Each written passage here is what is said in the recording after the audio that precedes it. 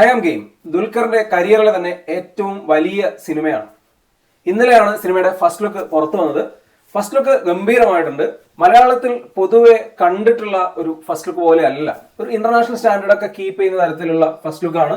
ദുൽഖർ ഒരു എക്സിക്യൂട്ടീവ് ലുക്കിലാണ്, പക്ഷേ അതിന്റെ കൂടെ തന്നെ കയ്യിലൊരു തോക്കുണ്ട്. ദുൽഖറിന്റെ പിറകിലായിട്ട് ചുറ്റിലും തോക്ക് പിടിച്ചുകൊണ്ട് ആളുകളുണ്ട്.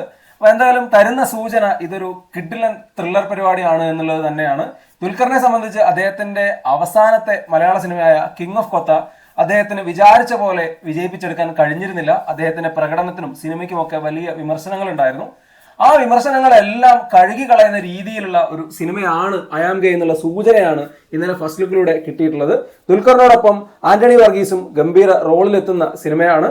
നഹാസിനെ സംബന്ധിച്ച് RDXന് ശേഷം വീണ്ടും ഒരു ബ്ലോക്ക് ബസ്റ്റർ സിനിമ ഒരുക്കുക എന്നുള്ള ലക്ഷ്യം കൂടെയുണ്ട്. മലയാളത്തിൽ തന്നെ വന്നിട്ടുള്ള സിനിമകളിൽ ഏറ്റവും ഗംഭീര ടെക്നിക്കൽ ഡിപ്പാർട്ട്മെന്റ് ഉള്ള സിനിമ കൂടിയാണ് ഐ ആം ഗെയിം. ആക്ഷൻ കൈകാര്യം ചെയ്യുന്നത് അൻവറിവാണ്, എഡിറ്ററായിട്ട് ചമൻ ചാക്കോ ഉണ്ട്, മ്യൂസിക് ചെയ്യുന്നത് ജെയ്ക്സ് ബിജോയ് ആണ്. അപ്പൊ ഇങ്ങനെ എല്ലാ ഏരിയയിലും കിഡിലൻ ടീമാണ്. അതുപോലെ തന്നെ നല്ല കാസ്റ്റിംഗും ഉണ്ട്.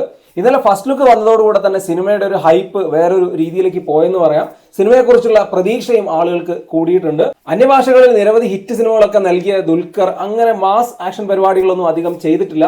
മലയാളത്തിലാണെങ്കിലും കിങ് ഓഫ് കൊത്തയിലൂടെയാണ് അദ്ദേഹം അങ്ങനെ ഒരു പരിപാടി ചെയ്യാൻ ശ്രമിച്ചത്. അത് പക്ഷേ പാളിപ്പോയിരുന്നു. എന്നാൽ മലയാളത്തിൽ വീണ്ടും അതേ ജോണറിലുള്ള ഒരു ആക്ഷൻ ത്രില്ലർ ചിത്രം തന്നെയാണ് അദ്ദേഹം ശ്രമിക്കുന്നത്.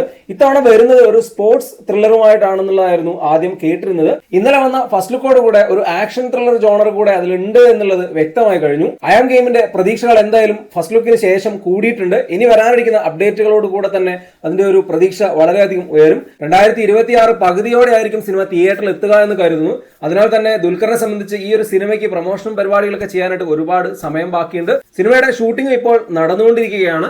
ദുൽഖറിനെ സംബന്ധിച്ച് മലയാളത്തിൽ ഒരു സിനിമ വരുമ്പോൾ അതിന് ആദ്യ ദിവസം തന്നെ ഗംഭീര കളക്ഷൻ നേടാൻ സാധ്യതയുണ്ട്.